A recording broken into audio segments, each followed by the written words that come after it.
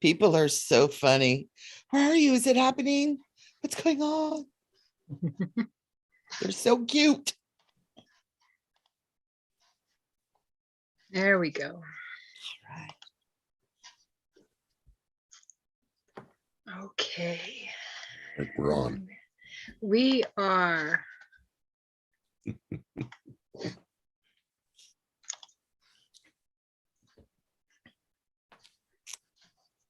It's happening. And I need to mute YouTube. Okay. Echo can drive me crazy. All right, we're here. We made it. Right on.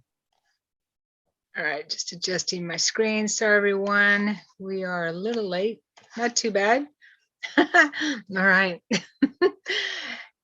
Happy New Year, everyone. Yes, Happy New Year. Happy New Year. Thank you so much for being here. Thank you to all the beautiful faces I do see for being here and joining in this gathering. And thank you to everyone that that is here on streaming. We are going to have a lot of fun tonight. We're going to spend some time talking about what's to come for 2022 and to help anyone who's here maybe to make it the quantum leap that we can, right? Move forward in the highest frequency that we can. So let's start with our introductions. Let's go around the room and just share a little bit about ourselves with everyone here. Michele, I'm going to start with you. Since I see you first on the screen, do you mind introducing yourself? Not at all. Hi, everybody. Happy New Year. I am Michele Amburgey. I am the Awakener. I'm an intuitive. I'm a psychic medium. I am an advanced energy healer. I've got 23 different energy healing modalities. I went a little crazy on it.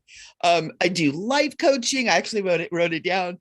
I'm a spiritual teacher. I'm a light language channel. I do a lot of different things and kind of bring it all together into one. I'm also an author. I just got done working with my cousin on a book called First 21. For those of you that are familiar with the rock band Motley Crue, Nikki Sixx is my cousin, and I got to help him with the book a little bit. So it's kind of cool. And I'm also a voice actor. So I'm super happy to be here. I'm so glad for all of you that are watching. I'm on YouTube looking and seeing who's on there. So we're going to have so much fun. Thank you for being here, and blessings, blessings, blessings on this great new year. Yay. Yay. Thank you, Michele. I'm a big fan of Motley Crue, by the way. So especially back in the day. Paulina, Paulina, would you go next, please, dear? Sure. Well, welcome everyone to our live stream, and thank you for being patient with the delay, and Happy New Year. Happy 2022. I am involved in all sorts of things. I am very much a consciousness investigator. I had a near-death experience. I'm a contactee, work as a medium and clairvoyant, also trained in mainstream stuff like art therapy, counseling, education. And I work a lot with the Ray Masters, the angels, energies from high frequencies, and I'm kind of under the tutelage of the gods. And what that means is I learn things from them to help work with the soul of the earth. So the energy of the earth and the energy of what's happening on our planet in relation to galactic consciousness is really something important to me. And I hope that it's important to you guys as well, because we're moving to that point of understanding our relationship to the earth and galactic consciousness and different frequencies. So all those energies will always come with me, and the energies of earth, air, fire, and water as well. I have a book, and I'm going to try and bring it up like that, because sometimes when you have a screen and you bring it up, it doesn't work. So I'm just going to quickly show you that's a book, and that's, oh, see, it's gone. That's The book about my work in the temples of Malta. So I work in different places and sacred sites, and obviously do readings for people, and also very interested in total soul recall. So how do we remember our deep cosmic memory, clear our trauma, heal our ancestral wounds, and move into that? So hopefully all those things will come through today as well, and looking forward to working with the four of you and everyone else to see where we go. Yay, thank you, Great. thank you. Thank you. Alina, wow, I learned so much about everyone that I know every time we do this, so much more. So Mike, do you mind going next? And by the way, you and I, unless you are an author, as I say, you and I got to get our books out too. Yeah, I'm working on one. Yeah, definitely. So my name is Mike Dinkle. I've been doing experiencing psychic things and mediumship things for many years. First started doing healing at about 10 years old. Started channeling about 14 years ago, a group called Christ Consciousness, and really enjoyed that. We were channeling every week on Fridays and just had wonderful experience with that, and want to get back to it once COVID is done with. Anyway, I do a lot of healing work, been doing that professionally for 14 years now. Connect to Mother Earth quite a bit. I like to get out into nature, talk to the trees, talk to the plants, to the rocks, to all kinds of different things. And I've had incredible experiences with them. Trees have shown me many different things. It's quite magical. So I really enjoy this work. It really touches my heart. Thank you. Thank you. Super cool. Okay, so moi, for myself, my name is Sharon Sananda Kumara, and I'm also a psychic medium. I work as a psychic medium channel, and I teach classes, workshops, courses, do lots of really fun stuff. This is my whole life.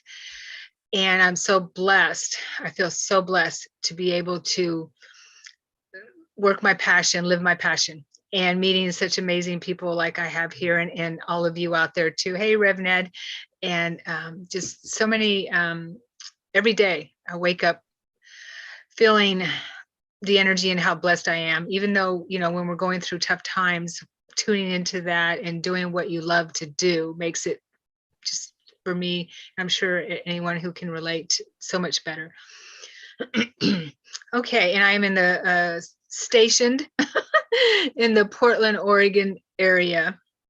Okay, for those of you who don't know who I am. All right, so let's get started with bringing in 2022. Let's pop the cork.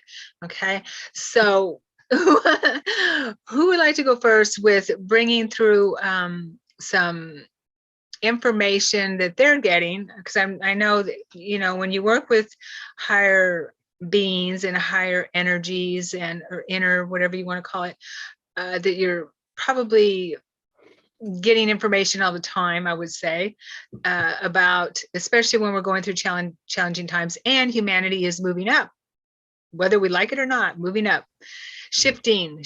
So there's no fighting it. We can't fight it anymore. So who would like to go first with right, with maybe some guidance on what you're getting, and perhaps some advice, guidance advice on how we can move through and make that leap from 2021 to 2022 and bring in all that, as much light and love as possible into our world, and maybe forecast what they see, what 2022 might look like, and forward, moving forward. I'd like to go first. Yes, Mike. So we're all pretty familiar with how we are ascending, but Mother Nature, Gaia, however you want to call her, is changing as well. She's going into her newer dimension, the fifth dimension as well, going to be a planet of love, unconditional love, and that is taking place. And there's a lot of shifting, a lot of changing, a lot of what people would see as terrible things, but they aren't. They're just restructuring. The earth is changing. There's more fires, more storms, more all of the above. And what my guides are teaching and telling me and asking me to teach others is to stay in the center of the storm, in the center of the tornado where it's calm and quiet. Don't get caught up in what's going on around you, what's swirling around you. And if you do get caught up in it, try very hard to get back to the center, back to the calm again. And you can do this best by staying centered and well-grounded. It helps quite a bit. This energy is strong. And if you reach out, you know, in a way that you're wanting to help, you can get caught up in it. The best thing to do is to decide with your heart what needs to be done and what you feel drawn to. And that will help you to decide whether you reach out or not. So I think that's about all I have for right now. Okay, thanks, Mike. Sure. And always jump in with anything else you have. Same with everyone here. Who would like to bring through some information next? I'll go next if you don't mind. Of course not. A little bit echoing what Mike is saying. I was in meditation earlier today, and I've been getting this message really throughout the last year, but it seems to be getting louder, and it's really about pulling yourself away from the drama and the story that's going on out there, and really learn to start listening to the inner voice, listening to your inner wisdom. It's so important. And honestly, I think that what we're experiencing is that we're put in a situation where we're almost having to do that. I really feel like what we're going through is part of the ascension for all of us, for Mother Earth, like you're saying, Mike, and everybody on it, the animals, you know, the plants, the grasses, the trees, everything has consciousness. And Yes. We're all ascending. We're all doing this together, but it's got to be from the heart. We're not going to ascend being out there. We're not going to ascend being concerned with out there. We're going to do this by being in the inner, following the wisdom, and then interacting with what's going on outside of us. Because we all know, you know, really our consciousness is perceiving what that is. And so where you're at in this is how you're going to perceive and experience what's going on outside of you. And so it's so important to be in the inner and to be in that energy of love, be in that energy of trust and faith that this is all part of the divine plan, what I like to call the divine flow, the divine plan, that we're all in it and we can be at ease. We can be in that trust. And it's so important that we learn to reconnect to ourselves so that when all this begins to fade, and it will, that we can reconnect with each other, when we can start getting together, and that we can be reconnecting with our hearts more deeply and creating these communities to support each other from the heart, and heart-centered communities. Because I really feel like part of what happened is we got so separated. You know, everybody's in their own home with their walls. They drive their own car. They go to their work. They work in their cubicles. We're so separated from each other. And part of what I was getting is we got so separated from each other. We really needed, and actually I'm hearing the word a cataclysm, to bring us back into our hearts and to bring us back together in a heart-centered way. And so that's a lot of the work that I do, is helping people reconnect with their heart, reconnect with their divine flow, and be in that space where there is no fear, where there's tolerance and love, and excuse the cat, and being in this space of peace and harmony. And it's all in there. You are that. We are that. We're all that. That's our divine nature. That's how we naturally are. And that is what the biggest message that I'm getting. I'm also getting, and Mike, this has to do with you, is I'm getting the trees are speaking. And I'm a tree person. I love trees, but the trees are really trying to speak to the people. There's a lot of communication. And next time you walk by a tree, stop and listen. because they have Oh, a yeah. lot of wisdom to share. And you got to think, their roots are deep into Mother Earth. And so they're bringing that energy, they're bringing that wisdom and that knowledge. And that's the next phase for humanity too, or part of it, so get your trees, hug a tree, be in your heart, and everything's going to be okay. Everything's going to be okay. Blessings. Thank you. Thank you. Yeah. Pauline, did you want to share anything before I do? Sure. In some ways, what I'm going to say is going to echo what the others have said as well. And that's what I love when we all get together, and whether we're speaking in our own little family groups or our community groups or doing things like this or speaking at events, we all come from slightly different perspectives, but we all have a similar message. It just depends on our frequencies and what we're bringing. And so, I love the stuff about the earth. She's my favoritist being of all at the minute, or always actually. And I love the stuff about going within and finding that heart center. And so all of those things resonate with the information that I get all the time. And in relation to the heart foundation and love is all there is, we have been being prompted by the realms from all over the galaxies for at least 25 to 30 years in order to really step into who we are as a heart-centered being. And all the beings that have been visiting, the earth herself has been helping us to remember that. And of course, on the outside world, things are happening that are helping us to separate from that. But by coming back into that center of who we are, that aspect of us that is unshakable, that aspect of us that it's like in earth energy work, we talk about it as being a knight on a horse.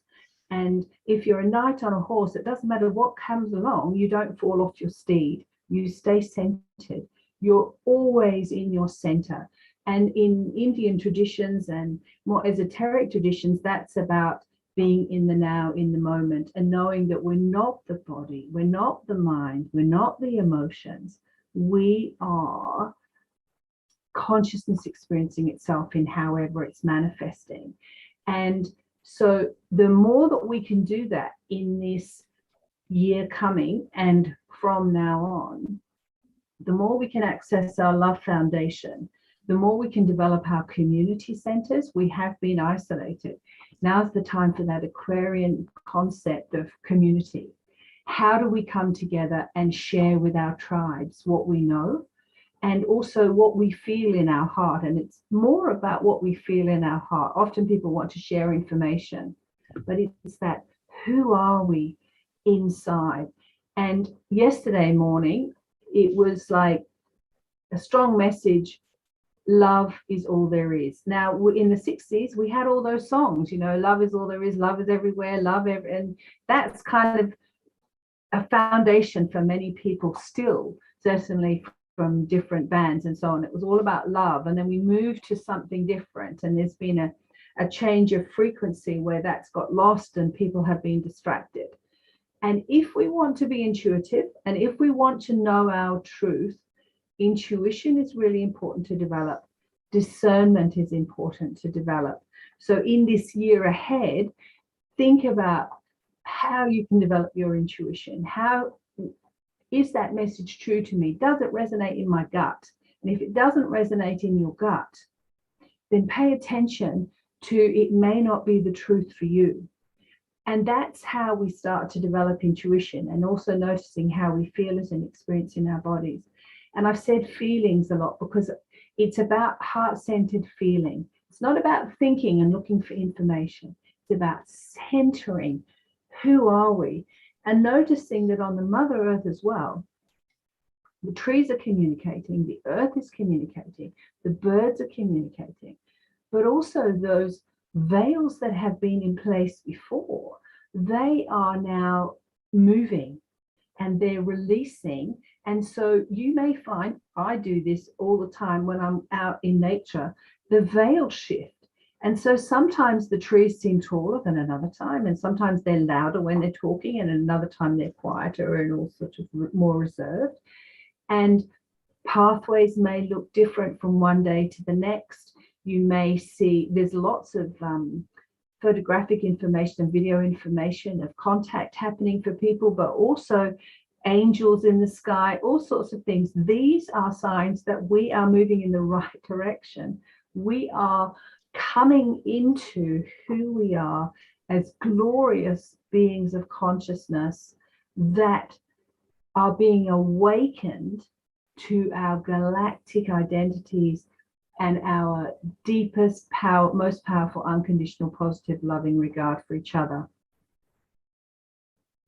Beautiful. Perfect. Yes. Well Thank said. you. Thank you. Definitely. Yeah. Michele, we can't hear you. Sorry. I said I'm already crying. I apologize. No apology necessary. No, beautiful. Yes. So from my perspective and from what I understand is 2022 is the year of no fear. Okay. So we're moving forward without any of those paradigms. We need to let go of old paradigms. We have to let go of the old so we can make room for the new. And the more we resist doing that, the more difficult it becomes. Yeah. But it's time. We can't put that off anymore. Just like we were talking about a little while ago, we can't put it off. So it's the year of no fear, which means standing, just like everyone here was saying, standing in your own, standing in your power, remembering that you are an immense being beyond anything that we could even imagine. And our galactic history, everything has been hidden from us. Our galactic history is something that we are going to find out about in the coming probably couple years. I don't think it's going to take much longer than that. I do believe that 2022, I've been getting this information for a while, 2022 is a year of disclosure, but it's not coming from our government, it's coming from us. Right. We are going to find out that we are ready for to be a part of the galactic community, the interstellar community, and it's up to us to wake up and take responsibility and not be programmed anymore into the lower dimensional types of thought forms, that type of thing, the lower programs. I saw someone said, turn off the TV, don't let fear rule your life. Right. Be this the light and immense being that you are, the loving being and the galactic being that you are, because we all are. We have a mission here on Terra, this planet, Mother Gaia, Earth. We have a mission here. That's why we're here. Everyone who's here, you are here for this reason and for this moment. Why you are here now. I'm getting goosebumps up and down. You are here for this moment in time now. So remember that and put on your take out your sword, as Michael calls it, your sword of love and truth, and be who you are, because you can't hide your light any longer, right? And also it's a time for you to remember, for all of us to remember, that what we say and what we think takes on so much more, it manifests so much more quickly. So as Paul Selig and the guides tell him, what we bless blesses us, what we damns us as well. Okay. So we have to make sure that we are in that space. It doesn't mean that we can't see a wrong and try to right it, and not try, but right a wrong, but be in that place of how do I put it? Of balance within it. Okay. And it's all about balance, right? The Galactic Federation of Worlds have helped us for they've been helping us for a long time, probably 50, 60 years or more, if not. And so we've been under enslavement with these, and I'm going way out here, we're under enslavement from these negative extraterrestrials for probably about 10,000 years, back to Atlantis. Some of you may have Atlantean memories, and we've come back from those times to get it right this time. We are. There's no doubt about it. So it's time to remember that, to remember who we are and remember our heritage, and that it's not, we cannot be enslaved any longer. We will not be enslaved any longer because we are immense beings. See your wings. Every morning I get up and I look at my wings with my mind's eye, my huge wings that we have. We have these huge, immense wings. Every being here has these immense wings. We are angelic beings. We are light beings. We are beyond what our imagination can actually come up with in this 4D body, I guess is where we're at now, right? 4D, moving into 5D. I'd say we're in 5D right now in this group right here. So remembering that, get your wings on and move through your day as this immense light being. Nothing can harm you. Nothing can harm you. We are eternal. The soul is eternal. Remember that. Okay. I was writing down as things were coming. What we call meditation, reflection, that type of thing is essential now. We can't put it off anymore. We have to do it. It's essential. We have to go within. And if you feel like you don't have clarity or your mind keeps wandering, just ask for clarity. That's what I do. If I feel a little scattered or fractured, I use William Buhlman's, if anyone's familiar with his out-of-body experience of affirmations, ask for clarity now, that type of thing. Connect to that part of you, because that's where all our answers are, and that's where our light is. What is not us is what, just like Michele, I believe, says, is what's outside of us. That is not going to help us remember who we truly are. So it is essential for reflection to connect who we are to source, to God, to that God part of us, who we are. It's essential. That we can't get by without it anymore. Okay. And that's a lot of what's been wrong with us. Okay. Is we forgot who we are. And that has been the agenda. So it's not all our fault. We have been manipulated. We have been enslaved, that type of thing. And also people have been talking about med beds, and I've always felt that they were coming around 2022, that type of thing. So I saw some information today that confirmed that for me. I felt this about 2 or 3 years ago. So this is the year of all of that coming, what's been hidden from us. Med beds and that type of technology has been around for, on the planet for a while. It's just been hidden from us because we just feed this big machine, this big pharma machine, whatever you want to call it. That's part of the deal. So med beds, I understand, are what they do is they help your body, heal. So it's not a magic thing where it's a quick fix, something like that. It's a quantum holographic type of technology, and it helps your body boost your body's healing properties. And so you also have to be in alignment with your thoughts and with your mind with the med beds as well. Okay, so I do feel that that's coming. I don't feel it's going to be on a personal level this coming year, but maybe the year after, where people can. But I do feel that that's coming maybe in the medical communities, that type of thing. Let's see. I believe that's all I have for now. Okay. They've all right, they stopped talking for a second so I can catch a breath. All right. Who would like to go next? Yeah, Sharon, really quick, I just want to say that I've been getting the same information about the med beds. Me too. And what I was getting was they were going to be used for the military first, for the ones that have been kind of fighting the good. Oh, I'm getting chills. Fighting the good fight, and then it'll be brought out to the rest of us by the end of the year. And so I'm getting chills again. So that's super exciting. Because we've had, the programming that we've been going through, and, the toxicity of our air and our water and our food and everything has really created such an imbalance in our physical bodies. And part of what they do is they bring our bodies back into resonance with our original, what we might call original divine blueprint, right? And it allows for the releasing and the dissolving of the what we loosely call toxins. There's a lot of different things that are involved with it, but it's really exciting because it is going to allow for true healing of the body.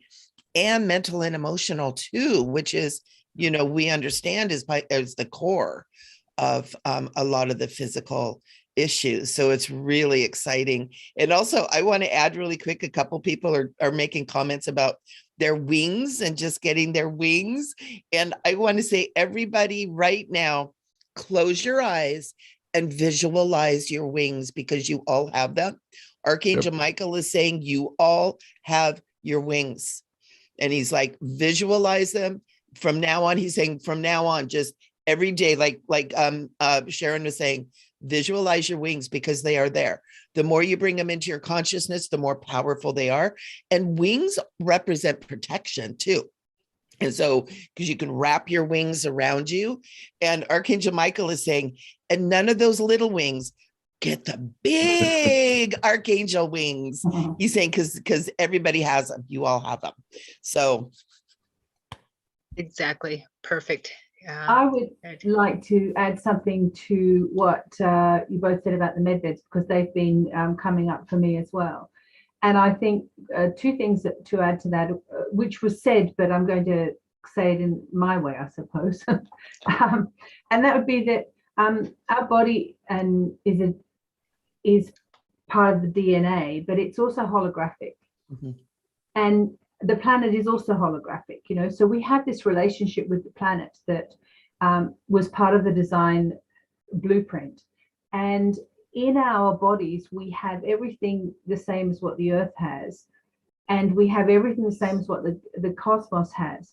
And so if we recognize that we are DNA and holographic bodies, then we can more easily resonate with what the med beds will be bringing, and also be clear about what we're after, because this is part of what we're coming to, that more and more. It's not a pointy end, but it is kind of like, let's not have any distractions here about what we think we are or we're not.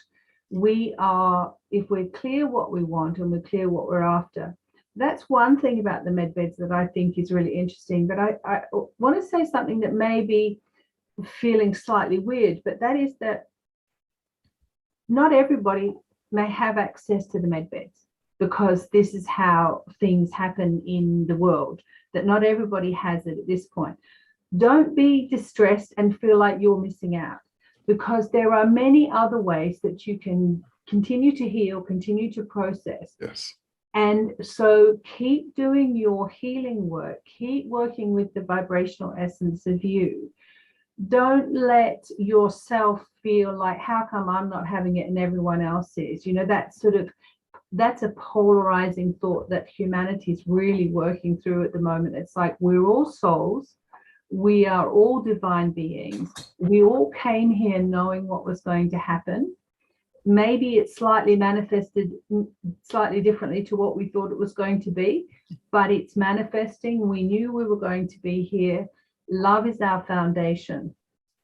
And in that process of love being our foundation, let that love work through any fears that you may have. There's an old saying, it was like, come to the edge, he said. No, I don't want to, they said. Come to the edge, he said. No, I'm frightened, they said. Come to the edge, he said. No, I can't. Come to the edge, he said, and fly. And anytime you feel like you're uncertain, that you aren't quite sure what to do in your life, or you feel frightened and you don't feel liberated to be in the capacity of who you are, just imagine those wings behind you as you stand at that precipice of your life, and you're letting go, you're releasing and surrendering all that you believe yourself to be. And your wings, those angelic essences and the love of who you are, let yourself fly, because this is what we're being, if you like, primed to do, is to fly. Yeah. And be an eagle, soar above it all, and know that it is not you, and that all those ancient prophecies, all those ancient agendas, all those things that have brought humanity to where we are now, we can work with them to take it to the higher frequency, to take those quantum leaps in every moment, Any conversation you have, if it doesn't feel it's for you, come to the edge and fly. Any interactions you have, if it doesn't feel like you, come to the edge and fly. Any things you have in your body doesn't feel like you, come to the edge and fly. And just allow yourself to be the being that you came to be without any restrictions, because the predominant thing that's happening at the moment is humanity is restricting itself. Yep. And we are boundless souls experiencing a human life for just this purpose, to understand that we have no bounds, no limits, free choice, sovereignty in a galactic way. And there is nothing and no one that can hold us back except our own fears and our own limitations. Jump, leap, and be free.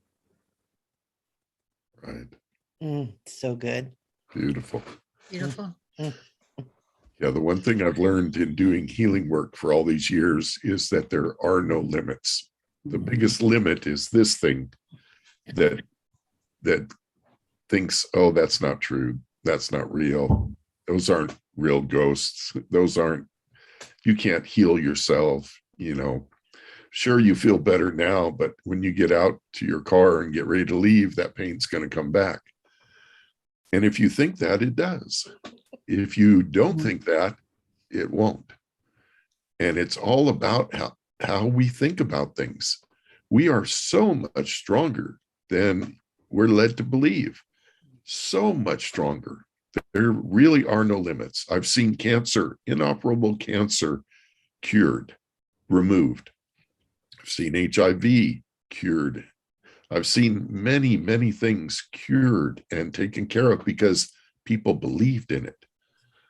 And there's just no limits. One of the things I teach people is that all of us are healers. We're all very capable of healing. When I teach children to heal, I teach them to make sunshine. So if your shoulder's bothering you, imagine sunshine in that spot, white light, and see it grow, get stronger and stronger, so bright that you have to put sunglasses on because it's so bright. And you can do that to yourself. Imagine it starting at your heart center here and growing, getting bigger and bigger, brighter and brighter, to where you can't see yourself in the reflection of the mirror because it's so bright. It's a sun, just all white, glowing. And it goes out all the way to your fingertips, all the ways to your toes. And you can do that every night, every morning you wake up, just see it growing. You really, the med beds will help, but you can do it yourself. You really can. You can heal yourself. Your body is designed to heal itself. Now, if you break your arm, Western medicine is a little bit better at fixing that broken limb. But back in the 1800s, 1700s, 1600s, they set arms and legs, and very often as well as a doctor could do it. So, you are able to heal yourself. And even after that break takes place, you can imagine your arm healing. Imagine that skin, the bone growing together, fusing together, the one piece of the arm accepting the energy from the other arm and now coming back and fusing together, all the blood flowing and healing itself. And just your imagination is incredibly strong. And every modality I've learned has to do with that imagination. And they'll teach you, by the book and, all of this stuff. They can't tell you to imagine these things, but they do in a roundabout way. But it's all your thoughts. Your thoughts are incredibly powerful. Thank you. Absolutely. Definitely. I want to share really, really quick something that came to me just right before Thanksgiving. Because I have a hip injury and a lower back injury. I'm actually in a wheelchair right now. And I got this beautiful saying, and it was so powerful, and it's working. I am getting better.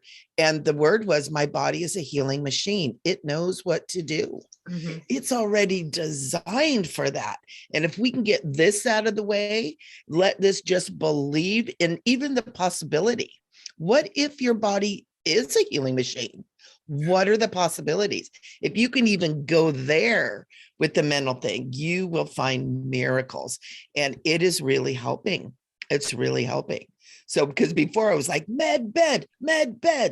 And that was when I got that download of that saying. And it was so simple, but so powerful. My body is a healing machine. It knows what to do. Yeah. Use it liberally. Right. Yeah. Yeah. Beautiful. So, and that's why Yeshua was able to help people heal, because he knew it. He knew it. He helped them know it. Yep. And yeah, it's a co-creation, right? It's when you're and with people as well. But definitely, one thing that came as everyone was sharing these beautiful insights was, as we move into the next year coming and move into these higher frequencies, because we're shifting by the moment. You're going to find you're more telepathic. You're going to find that people will, someone will call you and start a conversation like, I knew you were going to call, and I was just thinking about that. That type of thing is going to start happening more and more because you're moving up in frequency. And actually what we're doing is we are remembering the way we really are. Okay. This is normal for us to be able to heal ourselves and remember that we can and are able to heal ourselves. So that's going to be happening more and more. And it takes, with like what Michele was saying, it takes some dedication, and it takes some, how do I put it? Energy to disconnect from the distractions. And that's where that reflection, that time that you give to yourself, is so important. I know TM, Transcendental Meditation, teaches twice a day, 20 minutes in the morning and 20 minutes in the evening. And I like more than that, but I do I meditate or reflect. I call it devotion now as well. 20, at least 30, 40, 45. I want to, as I get deeper, I want to go longer, right? So make that time for yourself. I can't stress how important it is as we move up in frequency that we move up with it, and that's going inside. Also, call on your spirit team when you're in a situation, and like Pauline was talking about, when you're in a situation that you might not feel so good about or something like that, you can also call on your spirit team. I like to, when I do house clearings or anything like that, if I'm going somewhere, I just call on my spirit team, and I see us walking in there, like, in the movies, in the warrior movies, where they're all walking in slow motion into a dangerous kind of thing. But so they're, call on your spirit team. You have a spirit team there just waiting for you, and to communicate with them and ask them for help, right? You have tons of beings in your team that want to help you. So many people. Yeah. Also, a lot of medical issues that they wanted me to bring through. A lot of medical issues are caused by limiting beliefs. Okay. So as we heal those limiting beliefs, we work through these limiting beliefs, and things like somebody mentioned migraines, I think here, and things like that start to go away and be healed. So limiting beliefs can be caused by lots of things, past life stuff, traumas, programming. Always programming. We come here with programming, right? I have a little joke about migraines, and I'm not saying that I know they're not funny. I've never suffered from them, but I had a friend that did, but my mother suffered from migraines, and I asked her one time.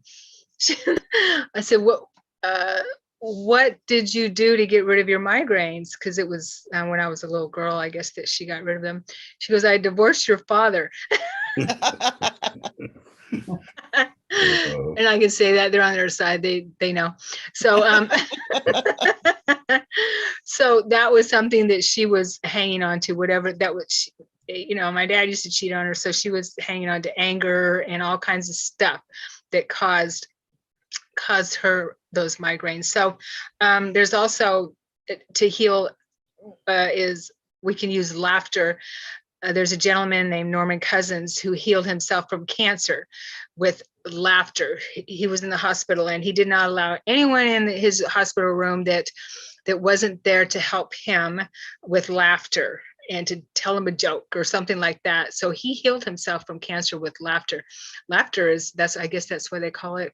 Laughter is the best medicine, right? Mhm.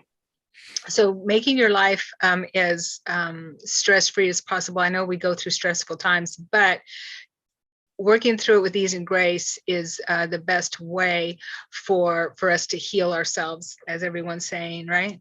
And knowing that we are eternal, and this too shall pass. Yes. Yeah, distractions. They told me to write down distractions and talk about that. Is we've been so distracted with everything out here. This is the year, and moving forward, to limit our distractions. It's really important to limit our distractions, meaning anything that does not fill us up, that is not for our highest good, is not for the highest good of those around us, and that type of thing, then it's a distraction. Right. We're moving into the fifth density, fifth dimension, where we are going to be more, as a collective, we're going to be more service oriented, because we won't have all that distraction of trying to of being a slave, basically, to the corporate world or whatever it is, worried about how we're going to pay our rent, worried about how we're going to make our car payment, all that kind of thing. So we're moving into that frequency, the dimension of and density of how we can bring our passion into the world, and we will be supported every step of the way. Okay, so we got to let go of those old paradigms too, of thinking that of putting the cart before the horse. That if I make this much money, then I can maybe start my practice, or if I do this, or if I do that, whatever it is, that kind of thing. So we have to trust the universe. It's time for us to trust ourselves, because we are the universe within us, right? Okay, that's all I have for now. I have something else I'd like to add to both those things, and well, maybe a few things actually, because what we're talking about in a way is that we talk about frequencies and dimensions, which is really vibrations, because we're all vibrations. Yeah. And so the more we recognize that we're vibrations and that we're not thoughts and we're not all those things, they have less and less influence on us. They just dissolve away, because we're no longer paying attention to them. And within our vibrational essence, and back to this planet again, on this planet, anything that was going to happen on this planet in relation to the changing frequencies, her body changing, animals living here, coming and going, and plants and everything here that we need for our own healing is on the planet already. So in your process of becoming more aware of your vibrations and your capacity for self-healing, think about spending time in nature, being on her body with consciousness and walking gently on her body. But also think about crystals, vibration, light, vibration, sound, vibration, color, vibration, plants, vibration. All of these things are really there for us to interact with, to learn from, and grow with. And plant medicines, if you look at the medicines that are now put into little blister packs and you take from your doctor, the majority of them came from the jungles in the world, where they have since been chemicalized and introduced. So they have all come from the plant, the earth world. And if you're wanting to find some ways of healing things that are happening in your body, but you're not sure about what medicines you should or shouldn't take, begin to investigate the frequencies of these other living beings and how they can work with you. Homeopathy is another one that's very underutilized for its capacity on a vibrational level. And so it's like what we put into our body food-wise is really important, and what we think about is really important. But as vibrational beings, think about the plants that you're maybe drawn to, or the food that you're maybe drawn to eat, or the things that you're drawn to drink.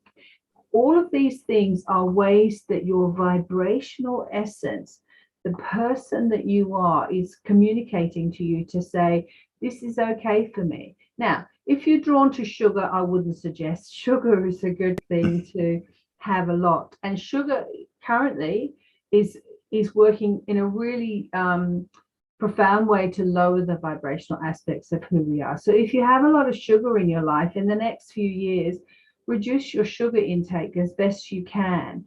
And you'll see that your vibrations lift. And also, sometimes sugar can seem like a brown vibration. And so you're lifting your vibrations and bringing it in. Anytime you eat your food, bless it. Send prayers to it. Anytime, anything you drink, bless it. This is developing that relationship with the other worlds. It's developing your vibrational imprint. Like attracts like. As like attracts like, we lift our frequencies together. That's that whole thing of 6 degrees of separation and the Coriolis effect. It's like we impact other people around us.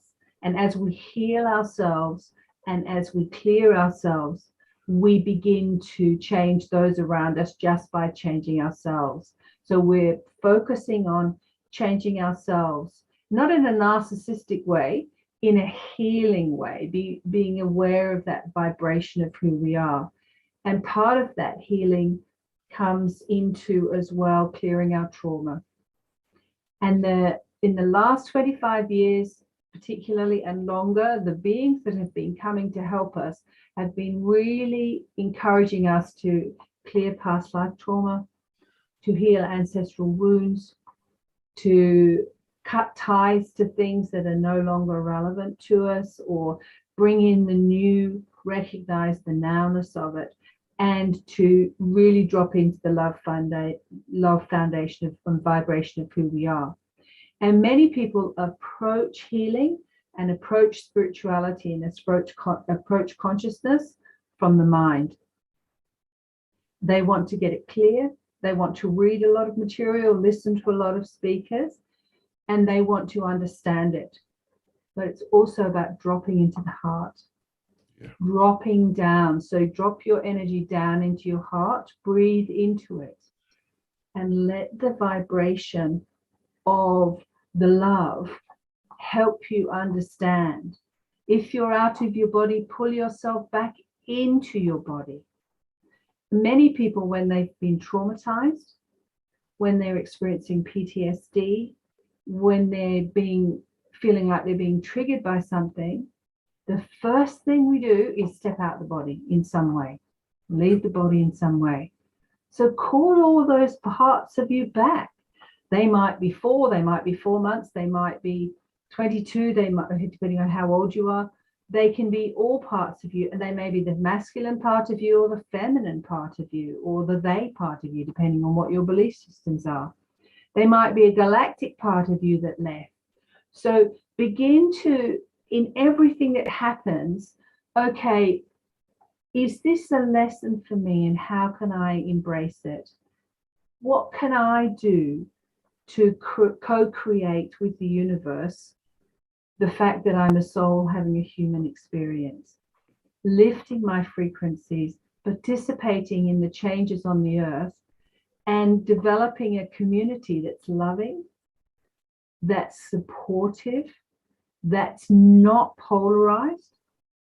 We have spent many years, again, being encouraged to consider the middle path, which is not about polarity. And in the last 2.5 years, the polarization has been extreme. Families have broken up. People have lost their lifestyles. People have lost their homes. People have been blamed and shamed. And so vibration is not about blaming and shaming. You know, I had a near-death experience, and I do a lot of things with the afterlife and energy and consciousness. And when we arrive to our source, free of the body, They don't blame and shame. They don't say, look at what you did and how terrible it was, and gosh, my gosh, you really failed at that. They go, hi, welcome. How was it? What did you learn? Did you have a good ride? So we've bought the ticket on a soul level. We bought the ticket. And how do we ride this frequency change? So frequencies are one of the ways that we can begin to really understand we're not the body, we're not the mind, we're not the emotions. We are far greater than that. And anything that distracts us from that is a part of the program of keeping us separate from who we really are. And so turn off your TV. Try not to look at Facebook and social media. And I say try not, I'd say not, but a lot of people go, they have to do that. Here we are on Zoom, we're using internet to do this. But keep those frequencies away as much as possible so that you can be the being in vibration that you are, in connection with nature, the natural world, and your intuitive aspects. Thank you for that. I'm trying a bit long, sorry. Oh, no apology necessary. No apology. Beautiful. Yeah, thank you for that. Thank you. That's right. Mike, did you have something? Just to talk about what Paulina was saying about our energy and our thoughts. Your thoughts are really powerful. I mean, they go out from you. So what you're thinking about, works for you and can work against you. And we've all heard what you think about, you bring about, and it's very, very true. But if you're thinking in frustration about somebody, that energy goes out. And because you're thinking of them, it goes to them. Not only does it go out everywhere, but it also goes right to them. That is that same energy that when you're thinking of somebody and 20 minutes later, they call you on the phone and say, oh, I was just thinking of you. This is the energy. And all of us, most everybody has experienced that phone call type thing. And that is your thoughts. Your thoughts leave your body and go out, and then they come back. And you want good thoughts going out. Is it easy to do? No, I have trouble with it. And everybody does, but you do the best you can. You change the way you think about things. Like, I don't think of things as problems. I think of them as challenges. So by changing the word from problem to challenge, you make it something that you can overcome. A problem is a problem no matter how it ends. It is always a problem. A challenge can be overcome. That's why, that's the nature of it. So in changing that thought, it changes the way you react to things and how things come to you. It's so important, and it really makes a difference. It's also felt in your heart when you do those changes, when you make those happen. It's all a practice also. It's not going to happen overnight. It takes 21 to 28 days to create a new habit. So it's going to take a while. It's going to take a practice. And that's why psychic abilities are a practice. Mediumship is a practice. Talking with angels and trees and all of that are practices. We practice and practice and practice. So thank you. Yeah. Yeah. Can I add something to that too? I want to share an experience I had Of when course. I was first learning about all this stuff, like when the movie The Secret came out. And that's been like 20 years ago. It's been a long time. I was trying to remember when it was. I do it by like where I lived. I've I moved think so it's often. been like 30, hasn't it? Has it been that? Oh my gosh. Long time. I'm not even that old yet. This perpetual 29. But I remember really being fascinated with the whole idea. And so how I really became anchored in and believed it was real is my mother and I weren't getting along. My mom is my best friend. I love her dearly, but we were butting heads. And one day I was getting ready to go over and see her, and I was blow drying my hair. And all of a sudden I realized in my head, I was having a full on argument with her. I was defending something that I imagined she said, and it was going on and on. And all of a sudden I just went, whoa, wait a minute. And I was, thinking about what they taught in The Secret, excuse me. And I started thinking good things and happy things and all that. So got ready, went over to mom's, and I get in there and she was so psychic too. And she said, I was really irritated with you this morning and I don't even know why, but I'm so happy you're here now. Mm-hmm. And I started cracking up. I was like, it works. But a lot of times, some of those thoughts are the things that are underneath. We're not paying attention. It's not always what is topmost in our mind, although we need to, be mindful of that too. But paying attention to what's going on when you're not paying attention, mindfulness. And that's where meditation and devotion, I love that word, Sharon. Matter of fact, I'm stealing it. But doing that and being in that meditation and learning to listen within, listening to the heart, listening to yourself will assist you in catching when those little things are going on underneath, because they're a little bit sneaky. And it was so profound to find that and to actually have almost immediate response with my mom's response. And she told me even later, she was like, I was really upset with you. I was like, yeah, it was me. That's beautiful. Well, yeah, I mean, we have that thing going on, especially when we're struggling with someone, that thought stream or whatever you want to call it, going back and forth, and we're feeding each other's energy, whether it be positive or negative or neutral. But yeah, we must be telepathic here, because I was going to say almost the exact same thing. So I was also going to say and share a little experience that I've had is be aware of our background tape, because we repeat things to ourselves. Mm-hmm. And, a lot of it, and we've been programmed with negative sayings. And of course, Ho'oponopono is perfect for what you were just talking about and what we're talking about, right? Clearing. That mantra, I love you, I'm sorry, please forgive me, thank you, over and over. But I had a background tape that I was not aware of that Yeshua helped me become aware of when he was working with me very intensely. I mean, he's always around, but when he was working with me in my meditations, and he'd helped me become aware of the fact that in my background tape, I was saying, I'm sorry, but I was still communicating on that on the surface level with him. And he'd ask me, are you sure? And I say, am I sure what? Are you sure? And so he'd say, go in, go deeper, listen to yourself. And that's when I heard this voice that, I wasn't consciously saying it, but I was apologizing. I'm sorry, over and over.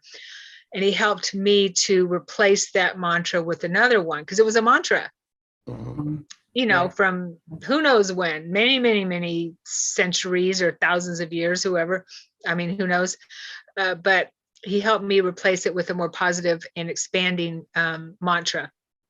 So that's why reflection, devotion, meditation is just so important, like everyone here is saying, so that we can hear what we're actually saying, because we voice what we're saying in our mind. It comes out in our words, and also comes out in our life and in our health, right? Yeah. So if you come across someone, or maybe you have a habit of saying you're sorry when it doesn't even need to be said at that point, apologizing a lot, it might be productive to sit in that space and see if that's what you're saying to yourself, what you're telling yourself.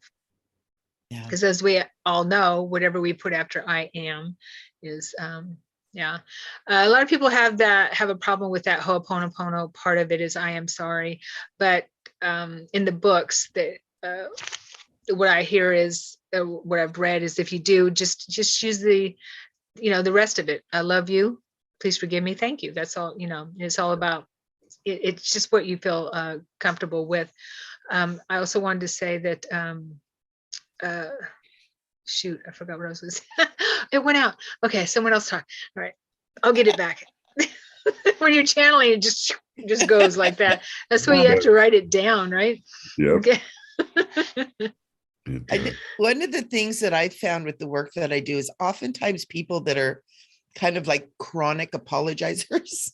I'm sorry. Oh my God. I'm sorry. I'm sorry. I'm so sorry. I'm sorry. A lot of times that comes from guilt and shame. And I've learned that if we go in and really look at the guilt and the shame, get underneath that and look at that and clear that up, it helps a lot. It's not necessarily all of it, but it's a big chunk of it too. And it's amazing because our culture, the way it is, programs a lot of guilt and shame that we're not even aware of. And so that's something really good to take a look at too when you're doing your 2022 healing. Yes. Is looking at guilt and shame, and look in places you don't expect it. It may not be guilt and shame for something you did. It could be ancestral. It could be something you're bringing in for a past life. It could be something you witnessed an authority figure, mom and dad, a lot of times. How many times has mom or dad totally embarrassed you? And you didn't do it, but they did. And we take that on too. So there's a lot of different ways that can be in there, but powerful. Yeah. I'm glad you brought that up. Lois Hollis, who taught me about that. Yeah, she's been on my channel. Amazing. And she does believe that everything boils down to guilt and shame. As you look at the frequency, the scale of vibrational frequency, of emotional frequency, guilt or shame is at the bottom. Guilt and shame is at the bottom. Yep. Yeah. So, and it's her belief, and I totally get it, is that we have that guilt and shame has been, how does she, I'm going to have her on. We're going to have a live discussion about it too, and people can come and ask questions and stuff. She's amazing that it has been implanted within us. Yeah. Yeah. And I mean, as you can imagine, religion, all kinds of, she says going back to Adam and Eve, and not to blame Christianity, but it's just all over the place. And it's an energy that that these beings that I was just talking about earlier, that are no longer here. I understand the Galactic Federation of Worlds has won that war. Now it's up to us. They've liberated the moon and the Mars in our space of the galaxy. Now it's up to us and the planet, our planet. Now it's up to us to liberate ourselves from the minions on the planet, but from the beings that have kept us enslaved. And they implanted that within humanity, within our DNA, to feed off our light. Guilt and shame. So no more of that. I remember what I was going to say. Thank you, Michelle. In your reflections, for triggering me, your reflections, because I hear a lot of people, in my classes and clients say, I just can't slow my mind down. Just, it's okay. It's be aware of your thoughts. This is one way, and we may have mentioned this already, but this is one way for you to be aware of what is going on in your energy field and in your mind. And just be aware of it and let it go. Be aware of it and let it go. And the more you do that, instead of trying to hold on and beat yourself up, and I had to learn this myself, and I still struggle every once in a while with my mind not being able to slow down. It might take me longer to get in that space, right? That's why 20 minutes isn't enough for me, but a little bit longer. And so just let those thoughts float across and say, oh, okay, well, and if it's a negative thought, say, why? That's not me. That's not me at all. I am light. I am love. I am light. I am love. So I don't have any negative thoughts. I don't need to have any negative thoughts. That's not mine. It's not mine. And that's what Yeshua taught me too, is that anything that's negative is not yours. You are light and you are love. That's the only thing that you need to pay attention to, right? The negativity is programming, shame, guilt, whatever it is. It's not you. Yeah, it's not part of you. So it's like learned behaviors and patterns of being, and so we can learn them in all sorts of ways, can't we? We can learn them from childhood, we can learn them from the community we live in, we can learn them from all sorts of programming, but they are learned behaviors and they are patterns of behavior. And so in this process as well, it's like there's a couple of things that we can do. One is pay attention to our addictions. And most people think of as addictions as what they eat or drink or what they do, but people are often addicted to trauma and they're addicted to drama. And so if you're one of those people who's addicted to trauma or drama, explore that. Why do you need to have drama in your life, or to gossip about drama, or to gossip about traumas? They're patterns that you have created in your life to make you feel safe and perhaps even make yourself feel important, so that you have a voice, all sorts of reasons. It's not for me to say what those reasons are. It's for you to discover how you created those patterns and how you have continued to feed those patterns. Also look at your own experiences of change. How do you deal with change in your life? Because we are in a process of deep, profound change. And if change is not your thing, and for the human species, change is not really the human species thing. You only have to look through history to see how badly humanity as a collective deals with change. Then those cartoons where they go, we all want change. Yes, everybody wants change. Who's going to do it? Nobody puts their hand up, because it's like nobody wants to be the first to do it, or nobody wants to do it in case we get it wrong. They're a pattern of behavior and a learned way of being that says if you change something, there's a way it has to be done. And if it's not the right way, it's the wrong way. And there's guilt and shame with that. And so watch those patterns that you have. And there's a really good way of helping all of those things to shift without focusing on them. You're focusing on them, but you're not actually giving them energy. So you're paying attention to what's present, and that's important. Michele talked earlier about paying attention. So you're paying attention to what's present. And so I'll give you one of those now. It's like, and Sharon's already mentioned the I am. Who am I? The I am. So in any situation, seconds by second, minute by minute, hour by hour, month by month, year by year, who am I? Now, when you first start asking yourself that question, most people end up doing the I'm a woman, I'm a man, I'm a baker, I'm a carpenter, I'm a father, I'm a mother, I'm an aunt, I'm a sister, I'm a geographer, whatever. It becomes about the outer level of identity that we perhaps wish to be perceived as, or we feel we are, and nobody recognizes that aspect of ourselves. So who am I? And in that process of who am I, let all of that stuff come out. You're not going to try and stop it, all of that. And then just keep asking yourself, who am I? And underneath that is the truth of who you are. And then you begin to recognize who you are not, which is really interesting. Yeah. And in the who you are not, you then begin to take a journey into what is present, into who you believe you are right now. So I'm angry with my mother, which is what Michele would have had. I'm really angry with my mother. So instead of going, I'm angry with my mother, and then we go down that path, it's like, oh, anger is present. Oh, anger is present. Who is aware of anger being present? I am. Oh, well, who am I? Oh, well, I'm divine, intelligent, conscious awareness experiencing itself. Oh. And you see how it breaks the pattern and the cycle, because you're not in the drama, the trauma, and how do I fix this? You're in the paying attention in the moment of what is present.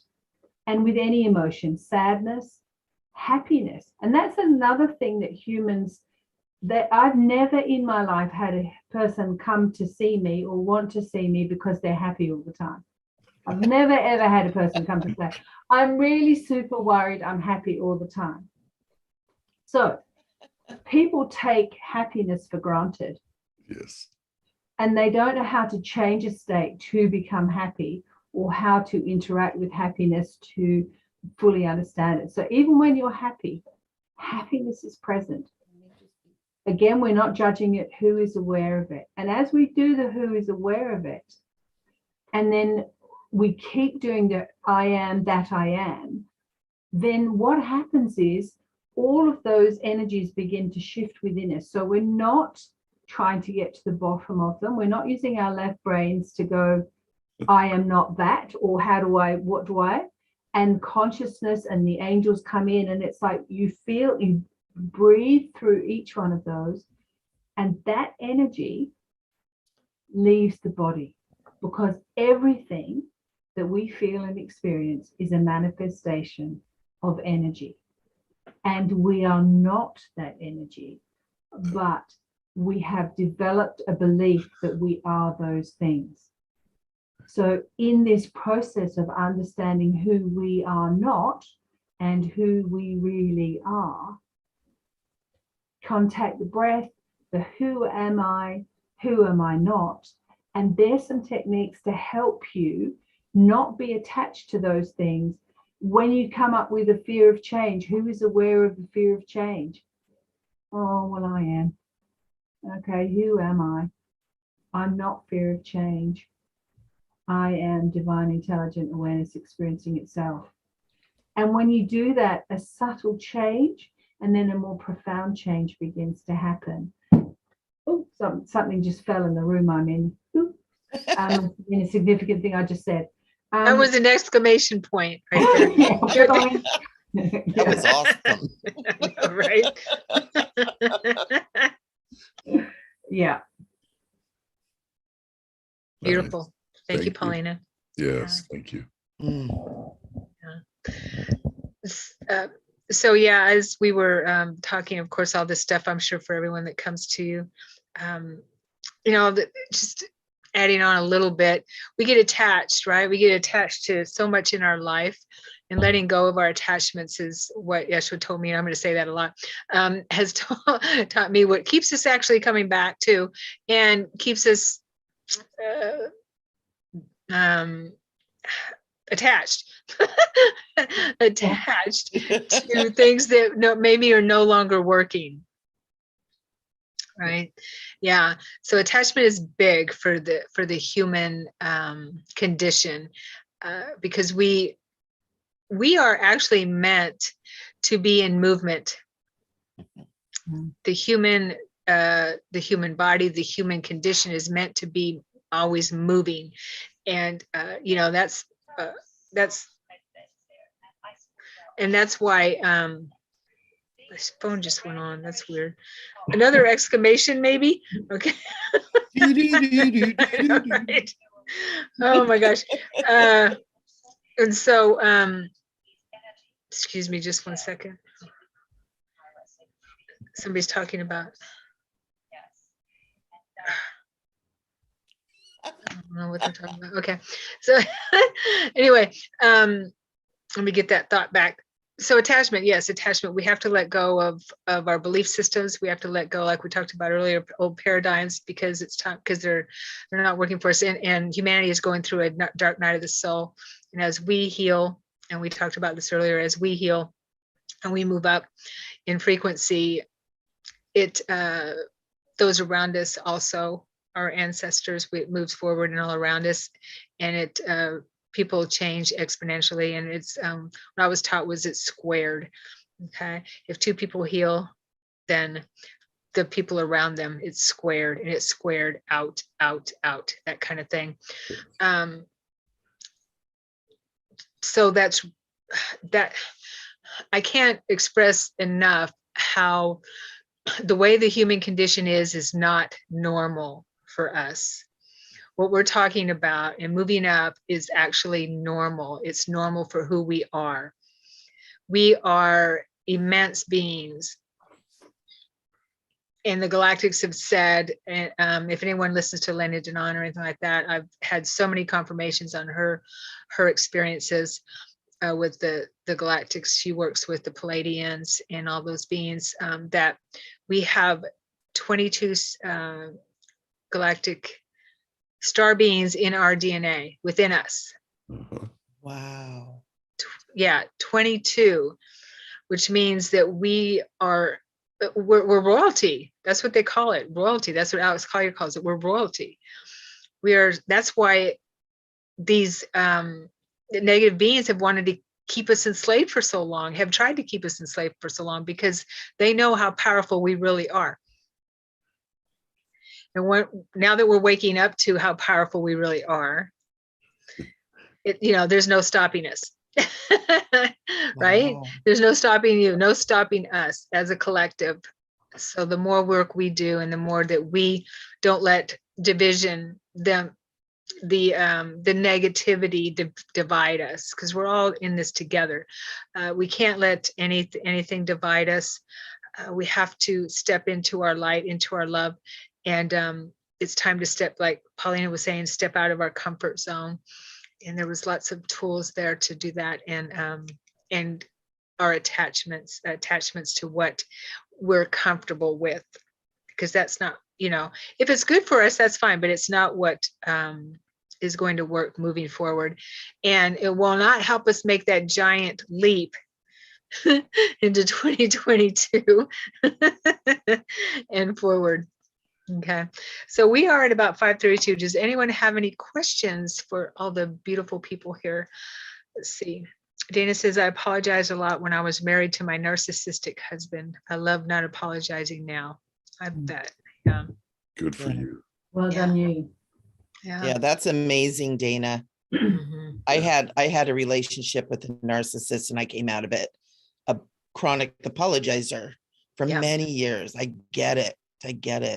Yeah, it's and you're in that energy, it makes you feel that way, right? And it's triggering what we brought forward. And and the fact that you came out of it is congratulate yourself. Always congratulate yourself when you move through these challenges, these opportunities, or these challenges, like Mike was saying, and come out much better on the other side. Always congratulate yourself. Yes.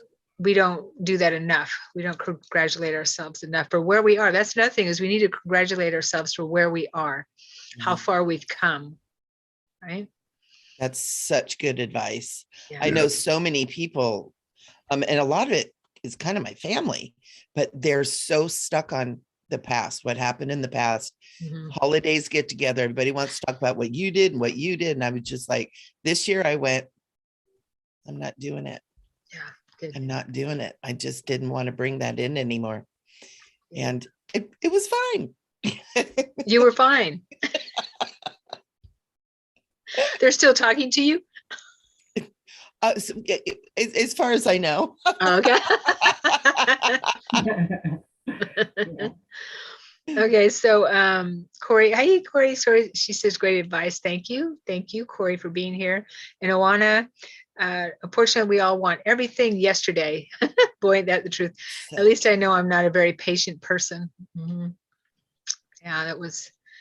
Well, in Native American cultures, they're very connected to the earth and how the natural world helps. And ants, in my traditions, are very much about patience. And so often when ants come into our lives, people want them out of the house now. Thank you very much. Don't want them in my honey jar. Don't want them everywhere. And so patience can be developed. And it's a question really of deciding for yourself how you want to be, and then also using your body and your mind to help you develop that patience. And one of the great ways to get in touch with patience, apart from counting to 10, which is something that many people do, and count to 10 before you say anything, is to take some breaths and breathe into it and find out, is this something, particularly if it's in relation to something you want to say to somebody, or you want something to happen right now, because if it doesn't happen now, it's just not soon enough. How does it help me if I say this? Does it help them if I say this? Why am I saying this? Do I need to say it? And why am I doing this? Do I need to do it? And often patience is a way of trying to hold control in the world. So like not being patient is about having control in the world, about things that we don't have control over.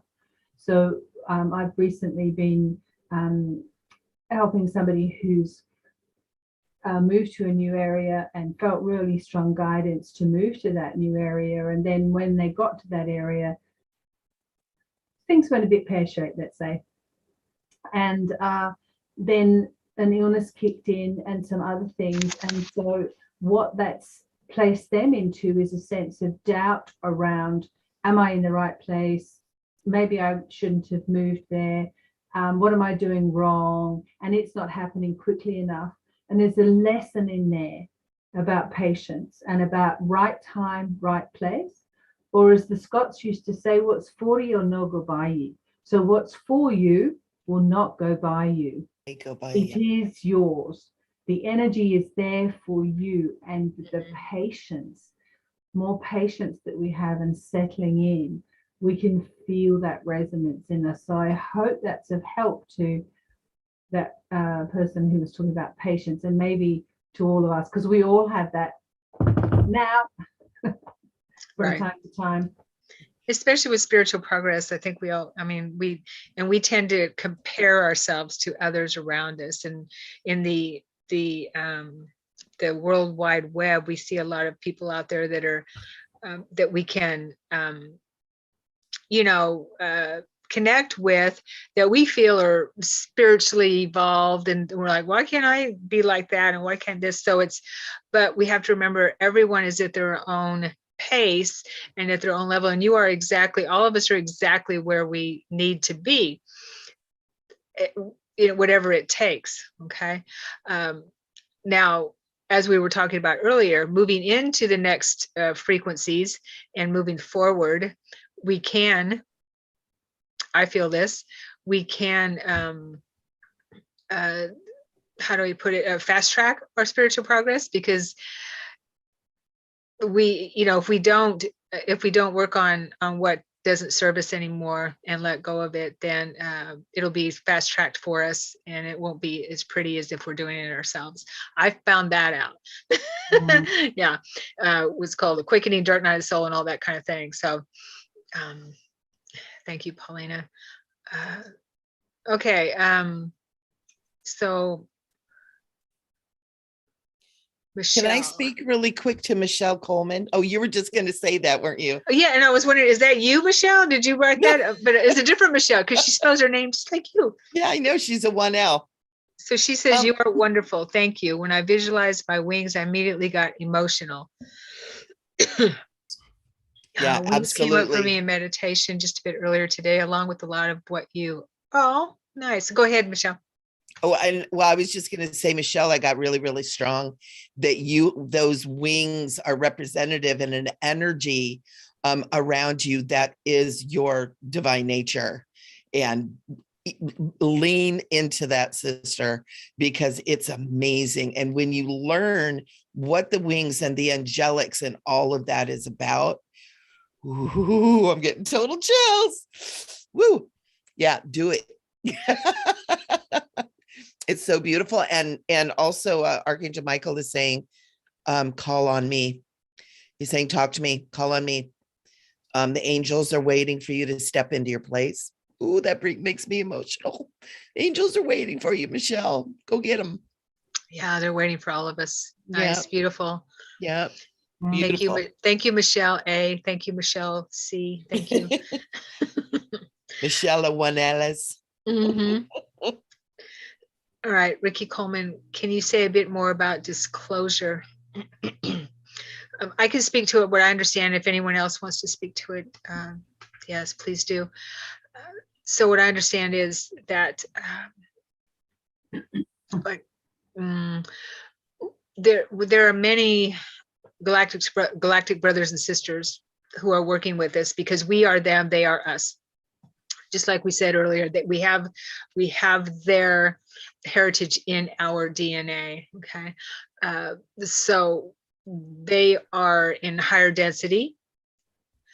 The more we connect with them, and the more that we step into our true selves, our balanced selves, and stand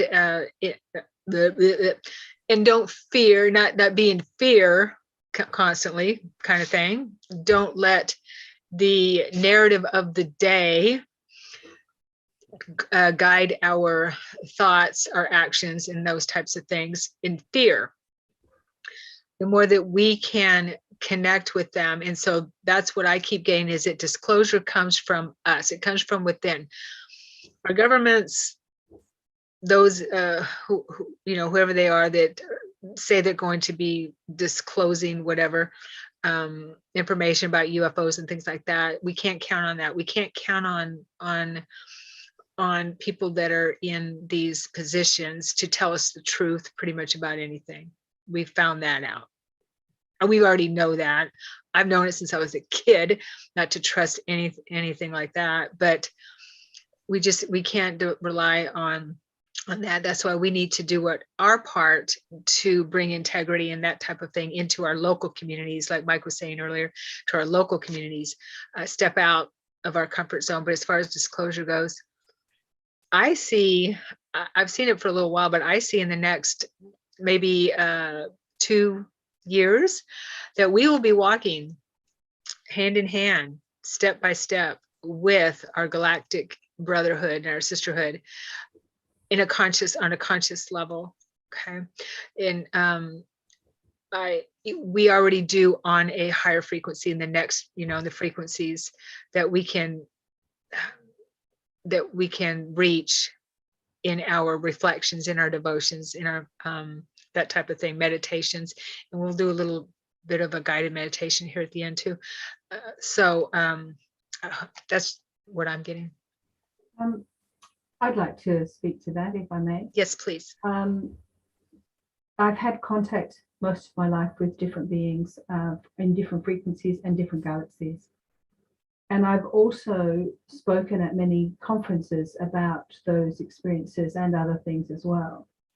And I've noticed in the last 10 years, and it's been happening longer, but let's be specific, in the last 10 years, that there has been an agenda for misinformation and misunderstanding. And that enables confusion to arise. It enables specific people to develop big voices in communities that can be confusing to others and like muddying the waters. And so if you've had contact with different beings, you will have a relationship that is unique to you, that is unique to how they are going to be interacting with you. And you may already have a sense for yourself of when disclosure or if disclosure and how it will occur, all of those things. There are also in the capacities of those who are, if you like, hiding information, the ability to create holograms that look like, well, they basically look like Hollywood movies of the last 20 years when the beings are coming down and everyone's going to run for their lives and be killed or be taken. These holograms are really very effective, and so it's important in this process of disclosure that there will be a false disclosure. And the way to know, and that's why I often talk about discernment, because the more discerning and the more intuitive we are, we have a gut response to something anyway, but we follow that gut response. So while everybody in the street may be running towards that supposed spaceship and saying they're here and they've come to help us, if your gut says, sorry, they've been coming here for centuries and they've never hurt us, or they've never shown themselves and they're already holding our hands and walking around, and why would I go to that craft? Then that's what your gut is important with, because in the process of disclosure is again misinformation. And in the last 2 years, while people have been locked down, there have been government departments and other departments who've been saying now all this stuff is coming out about craft that we didn't know, and they did know. So be discerning, trust your instincts. If you want to have contact with different beings of higher frequencies, then like Michelle was saying, the angels are ready. They're ready to have contact. And it may not be that you go off in a spacecraft. It may be that you have telepathic interactions with these beings, that you have relationships with them that help you do what you came to do or to understand what's happening on the planet. And in my interactions with beings, it's been a relationship of seeing them and feeling them, sometimes touching them, telepathic, very much connected to mediumship, and going through portals and all sorts of things like that. But it's relative to me, what I came to do and my journey, and it's been very much about the love frequency. And so the Pleiadians are about the love frequency, the Syrians help with the love frequency, the Arcturans help with the love frequency, the Andromedans help with the love frequency, some of the Dracos even help with the love frequency. But that's become, so there's a whole agenda to scare everyone witless and feel out of control with all of this, and at the same time empower people. That's how it works. There's that polarization. So their disclosure is in the process of happening, and yet why does it matter what the government tells us or someone else tells us? If we're having our experiences already, we know they're here, we know they've always been here, and we know that how we interact with them is part of our own consciousness development and becoming more and more galactic. And for me, it's been very much about galactic consciousness and helping other people identify galactic consciousness, and also helping other people deal with the trauma around their own experiences, because not all experiences make you feel great. There are ones that do, they're fantastic, and there are others because it may involve changes in the body frequency, or it may involve moving through walls, and you don't know, all sorts of things that can happen. Everyone has a unique experience, and so trust your uniqueness, and if you need help, reach out for help, but also develop your intuition and discernment. So like I said, if they're appearing everywhere and it feels like something's a bit fishy there, then go with the fishy. Yeah. Yes, perfect.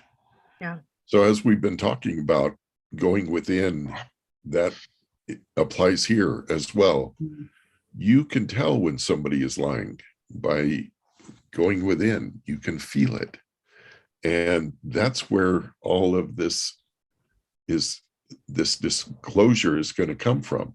You're going to be able to feel it when it's right and when it's wrong.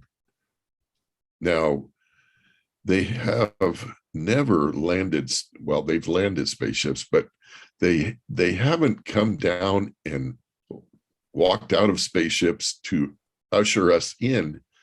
They don't want to do that. That would scare people, and they don't want that. They don't want fear. They want love. If you want to connect with them, use your love energy. I mean, it's very strong and works. I've connected with them numerous times. I've blown people's mind with what's happened. But anyway, it's about trusting how you feel with your heart, how you feel, and trusting the intuition that comes to you and the knowledge that comes to you in that situation. If it's too good to be true, it's too good to be true. Follow that. It's going within,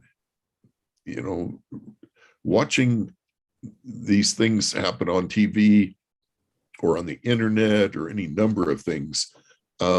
We don't know anymore what's true unless we ask ourselves, how does that feel? Does that feel true? Does it feel wrong? And connect with that energy and learn to work with that.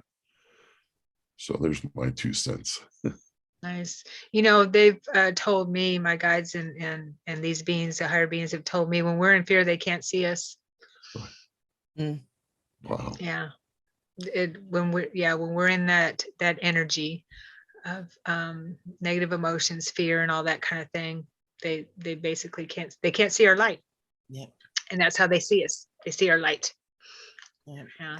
And that's why they're waiting for us to get our act together so that we can begin to really communicate on a beautiful level. Yeah. And a lot of us need to get our brains together, and I even I've been doing all this stuff for 20 years. I'm a spiritual teacher and all this stuff, and I still get into squirrely spots, where it's like, I'm not all love and light right now. Ah. And we really need to, embrace that and love ourselves back into love. But, we're all still growing and learning too. But the more we get into the heart space, the more we be mindful, the more we give ourselves a break. We need to give ourselves a break. We are so hard on ourselves. But the more we get into that love space with ourselves, everything else evolves around us too, as we evolve, of course. Right. Perfect. Yeah, totally. So much to talk about. We could sit here and talk for hours, right? Do it again. Do it again. I again. know, right? Yeah. Maybe mid-year and see where we're at. So is there any other question? I see there's a conversation about ants, so we're going to let you guys handle that. Looks like really good feedback and advice. They were talking about la cucarachas too. Oh, that's right. Yeah, somebody has ants. I think it's Jessie has ants. So there's really good advice there for her. Okay. I have to apologize for my kitty cat. He wants to be involved. No. Cats love the energy. Let him be involved. Definitely. He is. He is. So we thought we would, you're welcome, Ricky. Yes, thank you. Oh, and I wanted to talk real quick about what I think Paulina brought up about the fake disclosure, that type of thing. And so be wary of government agencies putting a narrative out there that there are extraterrestrials that are here to hurt us, that kind of thing. Okay. And I was they would not show themselves, and they would not, if they're here to hurt us, they would not show themselves anyway, but they are gone. Those are gone. Okay. Yes, they are gone. Now it's up to us. It's up to us to be who we are and remember who we are. And like Michelle was saying, it is okay for us to have that balance of, falling into that space of kind of thing. But it's okay. We're human. We're on this, we're on this planet to experience all of it, right? So we thought we'd do a little guided meditations to help with making that quantum leap into the next year. Pauline, did you want to lead us? You had mentioned that you wanted to lead us in a little meditation. Sure, I'm happy to do that. Okay. Roughly how long are we doing it for? Just so I don't kind of like. We only have a couple minutes left, so okay. Maybe 5 minutes or something. So I've because got my we have drum, no so I'm just going patience. to- We have no. There is a drum there. Look in front of me. There's a drum. There we go. Okay. Oh, yay. I'm going to bang my drum a bit. Yay. So just allow yourselves to get comfortable. Hopefully you have been comfortable while you've been listening to this, but just address a comfort need again. And wherever you're sitting, and even if your feet are not touching, like if you're in a car perhaps, or you're in a high-rise building and your store is away from the ground, just place your feet on the floor of wherever you are and reach your roots down into this glorious planet, and just see them reaching down into the planet and to the center of her being so that she can begin to commune with you. And I'm going to start the drum in a minute, and then I'm going to lead you on a meditation. Okay, so just when you're ready, shutting your eyes, taking some deep breaths.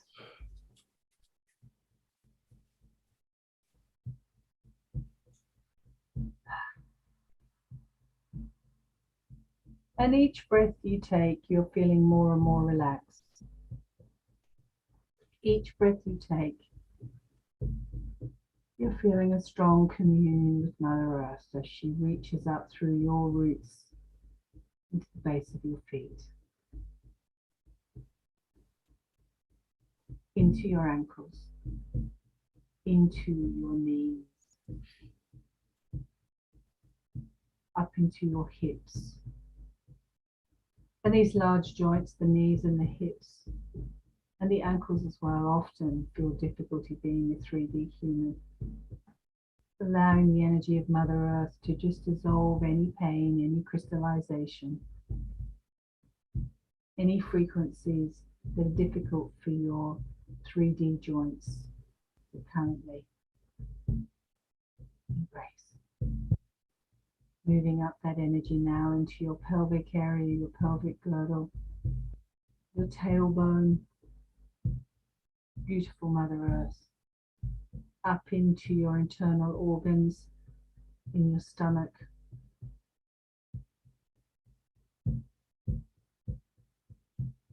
Mother Earth energy moving up your body and into your heart.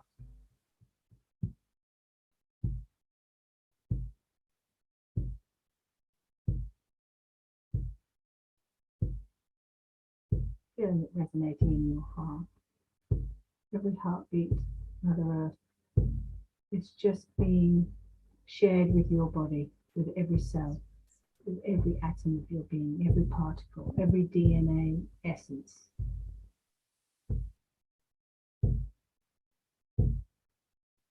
And as you let that energy reside in your heart, calling down now the galactic helpers and the higher frequencies through your crown chakra, welcoming them in and down the crown chakra, down into your pituitary,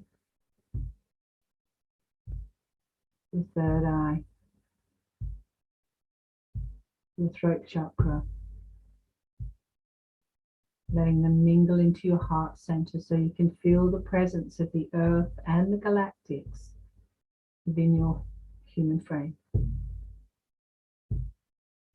Imagine now your arms out to your side, your wings behind you, growing, transforming, raising your frequencies. And from your left arm, from your heart center, just radiating that energy out to the cosmos and out to the humanity and out to the planet. And then receiving through your right arm that energy from the cosmos, from the galactics, from the planet, from humanity, creating a beautiful love vibration, a quantum leap, a quantum experience of love in unity across the cosmos. We are one, we are all. We are here for the experience. We are here for love.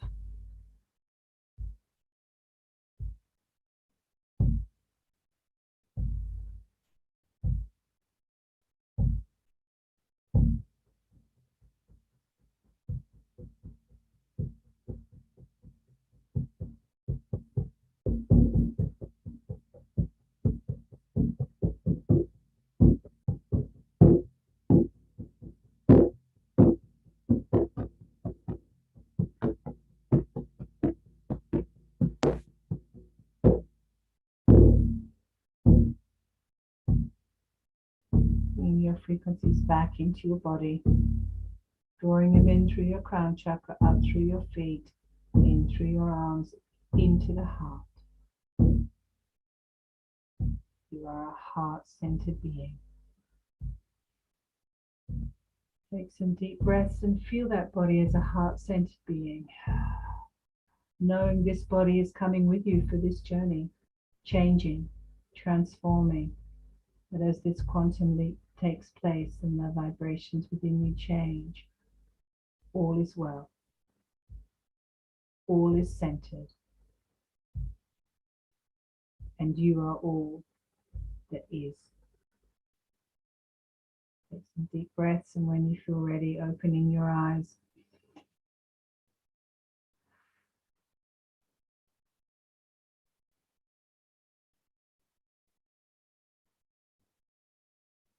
Gratitude and love for all that is and all that ever will be on this beautiful plane that we've incarnated on. Beautiful. Thank you, Paulina. Thank you. Yeah.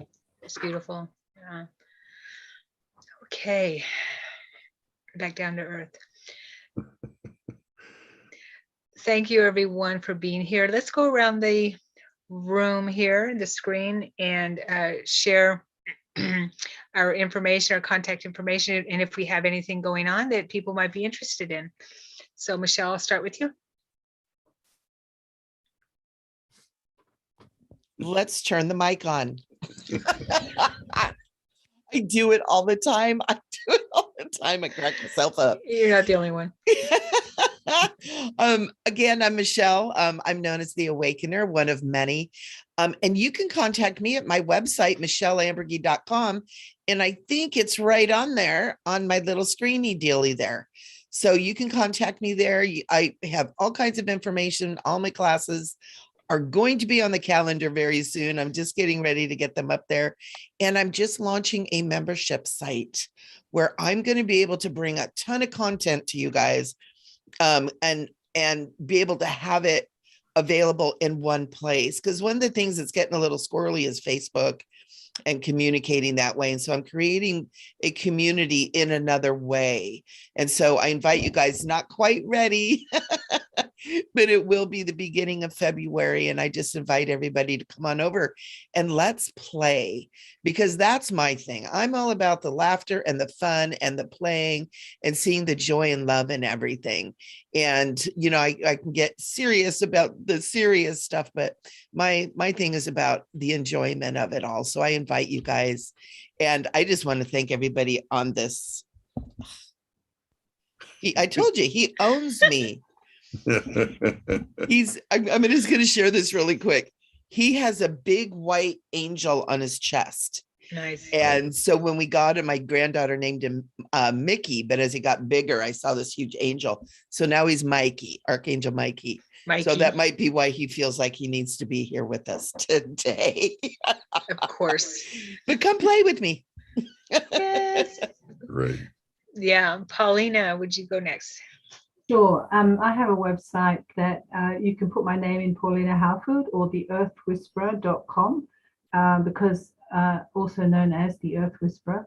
And there's lots of information you can find there, including upcoming talks or conferences. And in that conferences page, you can find other talks I've done. I've had a few talks with Sharon, and you can find links to those there. I've had a few, Third Eye, which is where I met Michele. So there's, you can find those there. You can also find any upcoming events. I'm in the process of doing some writing and some painting. And if you're interested in finding out more about my book, now I'm going to do that thing again and seeing if I can bring it up. It's very odd doing this. I feel like I should be Marcel Marceau. Remembering Isis, Reconnecting the Divine Feminine, the Goddess Temples. So that's a book I wrote. Well, I was encouraged to write it a long time ago, but I put it together in 2014, and it's really about the galactic and cosmic experiences at Malta. And I also have cards that I use for readings. That's the back of the cards, which is the triple spiral from Newgrange. And then I took the photos of the cards. Where are we going? So there's a whole range, there's 42. So I also have those. And if you have a reading with me for any reason, I'll use these, or my the medicine animal cards, and we do soul readings. So I'm also on Facebook, although I don't get on Facebook all the time because I don't get onto technology much. After the NDE, and maybe even before, but particularly after the NDE, which happened a long time ago, my frequencies mean that sometimes technology and I just don't have a very good relationship. And so that's one aspect of it. And also, I don't want to be controlled by technology. I have more things out in nature. And so I also used to run tours to different places on the planet. Now I'm going to be designing things to help people do that from their living rooms and their computers, so that we can start to really understand what I mean by connecting with the soul of the earth, and how that can help us develop total recall of the soul and higher frequencies and experiences of the divine. So I look forward to company. If you want to join me on Facebook, if you do want to contact me personally, you can find me at my website on my contact page. Don't get on Messenger that often either. So sorry to be a dinosaur, but it's a deliberate attempt at having a life that's about doing what I came to do and not getting caught up with the world that thinks it's doing something else. So thank you for thank you for having me as a part of this, and I look forward to making contact with people. Thank you, Paulina. It's been a pleasure. Yeah. Mike. Hi, you can reach me at mikedinkle.com. There's lots of information there and how to get a hold of me. I'm also on Facebook and Instagram as Mike Dinkle. And what else? I'm also a facilitator for the meetup group on meetup.com. It's called the Monterey Metaphysic Meetup Group. And you can do a search for that if you like, and connect with us there. We have different things going on. Like tonight, we have Psychic Playground, which is a lot of fun. We do readings for each other. It's a place where you can go and get 3 or 4 psychic readings all at once. Nice. Yeah, it's a lot of fun. I enjoy it. Very cool. Love teaching this information, love healing people, working with people. It's just a blast. Thank you all for joining us tonight here on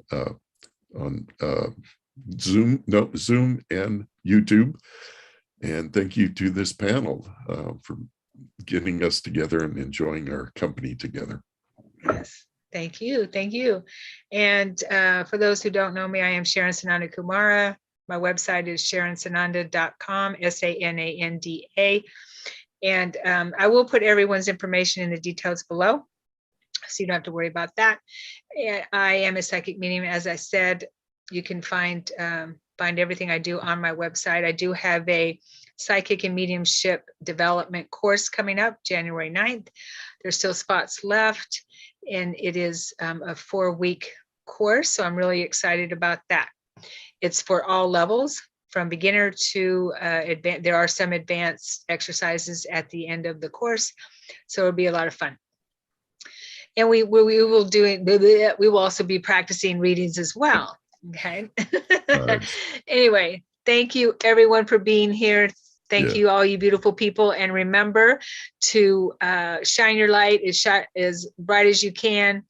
Remember your wings, and every day imagine your life in 5th dimension, because you are already there. It's just a matter of merging the worlds. Just merge the worlds.